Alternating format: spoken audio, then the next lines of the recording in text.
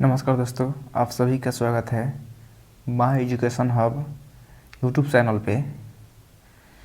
तो आज का यह video matrix all theory revision का क्लास नंबर 3 है और इससे पहले 2 वीडियो मैट्रिक्स रिवीजन का हम बना चुके हैं।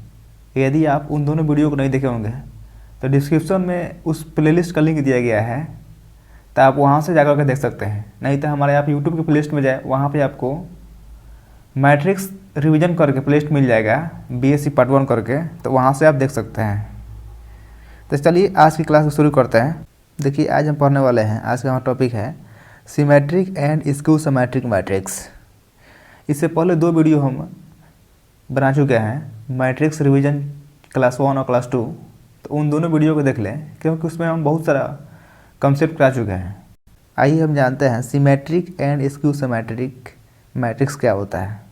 Symmetric and skew symmetric matrix, देखिए if A be the any square matrix, क्या बोल रहा है कि if A be the any square matrix and A dash be its transpose of A. यदि ए कोई क्या हो स्क्वायर मैट्रिक्स हो और ए डैश उसका क्या हो ट्रांसपोज ऑफ ए हो, यानी कि ए डैश उसका ट्रांसपोज मैट्रिक्स हो, then A is equal to A dash. अगर किसी मैट्रिक्स और उसका ट्रांसपोज ऑफ मैट्रिक्स बराबर होता है तो उसे हम लोग सिमेट्रिक मैट्रिक्स बोलते हैं। So A is said to be a symmetric matrix, यानी किसी मैट्रिक्स का ट्रांसपोज उस मैट्रिक्स के बराबर होता है तो उसे हम लोग सिमेट्रिक मैट्रिक्स बोलते हैं। और if A is equal to minus A dash, और किसी मैट्रिक्स का ट्रांसपोज उसके मैट्रिक्स के बराबर हो लेकिन माइनस साइन के साथ हो तो उसे हम लोग क्या बोलते हैं स्क्यू सिमेट्रिक मैट्रिक्स बोलते हैं। क्या बोलते हैं स्क्यू सिमेट्रिक मैट्रिक्स। तो हो गया क्लियर आपका कि सिमेट्रिक मैट्रिक्स किसे बोलते हैं और स्क्यू सिमेट्रिक मैट्रिक्स किसे बोलते हैं। सिमेट्रिक होता है कि A dash is equal to ए, किसी मैट्रिक्स के ट्रांसपोज उसी मैट्रिक्स के बराबर आ जाएगा तो हम लोग उसे सिमेट्रिक मैट्रिक्स बोलेंगे। और किसी मैट्रिक्स का ट्रांसपोज उसी मैट्रिक्स के बराबर हो लेकिन माइनस से मल्टीप्लाई हो जाए तो उसे हम लोग स्क्यू सिमेट्रिक मैट्रिक्स बोलते हैं। तो ये तो हो गया क्लियर। अब आगे चलते हैं। आगे है ऑर्थोगोनल मैट्रिक्स। कौन सा टॉपिक है आपका? Orthogonal matrix. कि ऑर्थोगोनल मैट्रिक्स क्या होता है? If A be the any square matrix, if A be the any square matrix and A dash be its transpose, यदि कोई क्या है स्क्वायर मैट्रिक्स हो और ए डैश उसका क्या हो ट्रांसपोज हो, then A into A dash is equal to I. I क्या होता है? आइडेंटिटी मैट्रिक्स होता है या यूनिट मैट्रिक्स होता है। तो यदि किसी मैट्रिक्स ए और उसका ट्रांसपोज का मल्टीपल यदि आई आ जाए तो उसे हम लोग क्या बोलते हैं? ऑर्थोगोनल मैट्रिक्स बोलते हैं। इसको याद रखिएगा, ए इंटू ए का ट्रांसपोज इज इक्वल टू आई। यदि किसी मैट्रिक्स और उसका ट्रांसपोज ऑफ मैट्रिक्स का प्रोडक्ट आई के बराबर आ जाए, यानी कि आइडेंटिटी मैट्रिक्स आ जाए या यूनिट मैट्रिक्स आ जाए, तो उसे हम लोग ऑर्थोगोनल मैट्रिक्स बोलते हैं। So A is said to be an orthogonal matrix. तो समझ गए कि यदि किसी मैट्रिक्स और उसका ट्रांसपोज ऑफ मैट्रिक्स का प्रोडक्ट यानी कि उसका गुना करेंगे और वो आई का मतलब यूनिट मैट्रिक्स या इकाई, अभी उसे हम हिंदी बोलते हैं, आई के बराबर आ जाए तो उसे हम लोग क्या बोलते हैं? ऑर्थोगोनल मैट्रिक्स बोलते हैं। हेयर यहाँ पर लिखा गया है here be the unit matrix. क्या है? आई क्या है? Be the unit matrix. चलिए आगे चलते हैं। आगे है आपका एडजॉइंट मैट्रिक्स कैसे निकालते हैं। एडजॉइंट मैट्रिक्स क्या होता है, इसे कैसे फाइंड करते हैं? देखिए, यदि if A be the any square matrix and B be the another square matrix whose elements are the cofactor of the corresponding elements of determinants A, then transpose of B is called adjoint of A. It is denoted by adjoint A। और इसे हम लोग adjoint को कैसे करते हैं denote? It is denoted by adjoint of A। तो ये तो हो गया आपका इसका डेफिनेशन एडजॉइंट का। और हम जानते हैं कि एडजॉइंट कैसे फाइंड करते हैं। तो देखिए कुछ एग्जांपल लेकर आपको हम समझा रहे हैं कि एडजॉइंट कैसे फाइंड करता है। जैसे दिया है कि find the adjoint of the matrix, इस मैट्रिक्स से हमें एडजॉइंट निकालना है।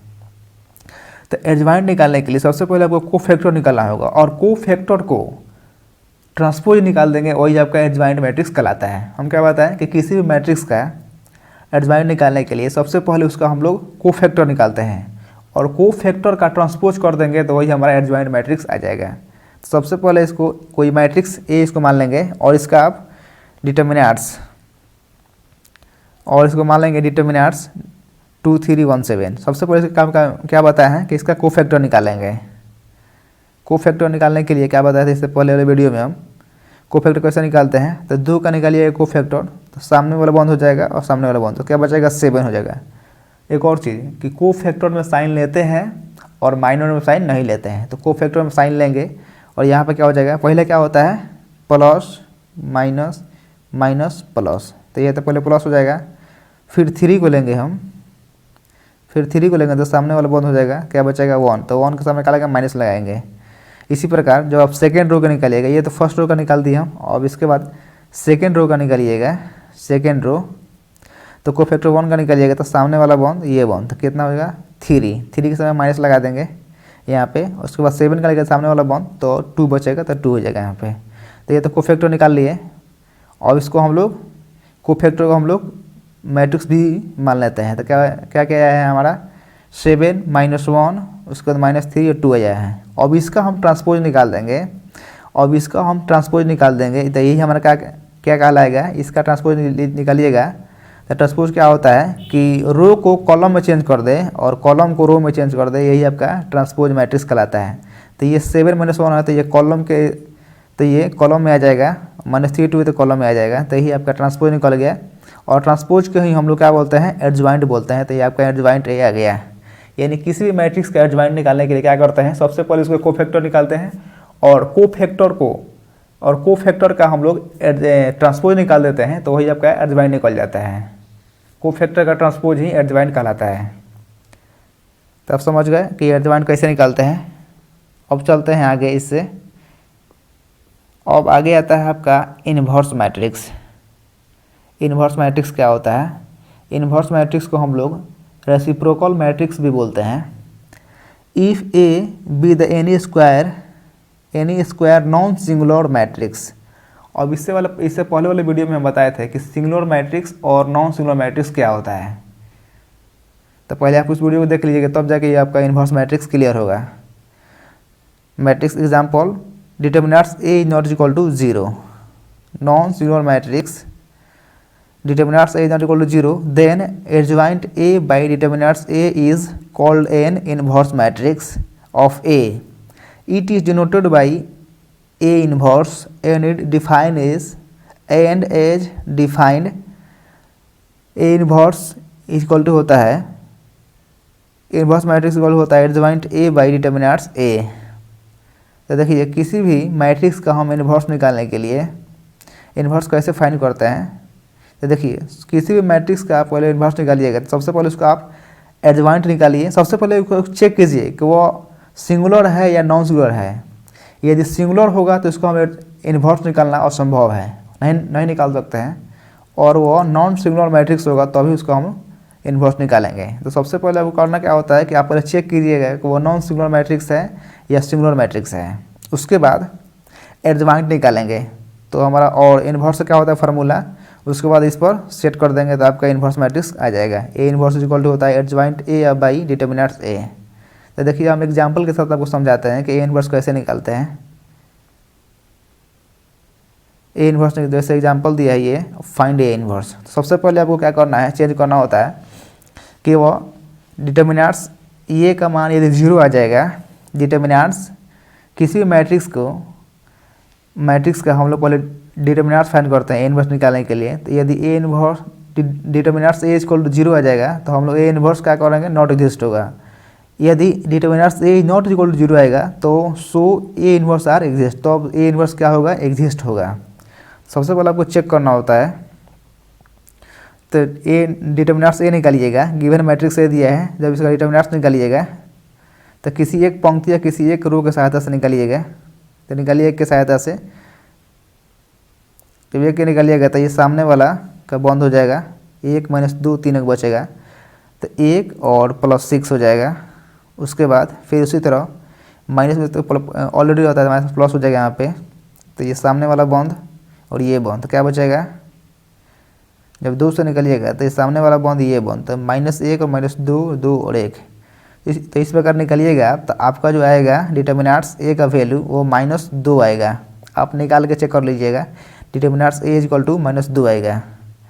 तो यहाँ पर determinants A is not equal to 0 आ गया, तो so A inverse are exist, तो हम इसका ए इनवर्स निकाल सकते हैं। यदि डिटर्मिनेंट्स ए इक्वल टू 0 आ जाएगा तो हम लोग उस मैट्रिक्स का इन्वर्स नहीं निकाल सकते हैं। यदि determinants A is not equal to 0 आएगा तो अब उस मैट्रिक्स का हम लोग इन्वर्स निकाल सकते हैं। तो सबसे पहले आपको चेक करना होता है कि ए इन्वर्स इसका निकलेगा या नहीं निकलेगा, तो उसका सबसे पहले आपको डिटर्मिनेंट्स का वैल्यू फाइंड करना होता है। तो ये तो होगा कि इसका इन्वर्स निकलेगा। अब क्या करते हैं कि इसका दिए गए मैट्रिक्स का सबसे पहले कोफैक्टर निकालना होता है। तो कोफैक्टर निकालिएगा फॉर द फर्स्ट रो। तो जैसे आप कोफैक्टर निकाल लीजिएगा, तो मैं स्क्रॉल कर दे रहा हूँ, आप कोफैक्टर निकालिएगा तो आपका आएगा, मैं आपको पूरा बता दे रहा हूँ फाइनल। थर्ड रो का निकालिएगा, सेकंड रो का निकालिएगा, तो आपका जो कोफैक्टर आएगा, कोफैक्टर आ जाएगा ये, इसको बी मान लेते हैं कोफैक्टर को, तो इतना आ जाएगा। अब इसका आप ट्रांसपोज निकालिएगा तो ये एडजॉइंट आ जाएगा, एडजॉइंट आ जाएगा। कोफैक्टर का ट्रांसपोज निकालिएगा तो एडजॉइंट आ जाएगा। तो ये तो निकल गया। अब ए इनवर्स क्या होता है formula, A inverse equal to adjoint A by determinants A. तो एडजॉइंट ए का वैल्यू कितना आया है, एडजॉइंट ए आया है आपका 7 11 -1, ये आ गया। और डिटर्मिनेंट्स का मान कितना आया, -2 आया है, और 1/-2 हो जाएगा। तो यही आपका क्या हो गया, तो यही आपका ए इनवर्स निकल गया। तो फ्रेंड्स आज की क्लास में हम यहीं तक रखते हैं और मिलते हैं आपको नेक्स्ट क्लास में।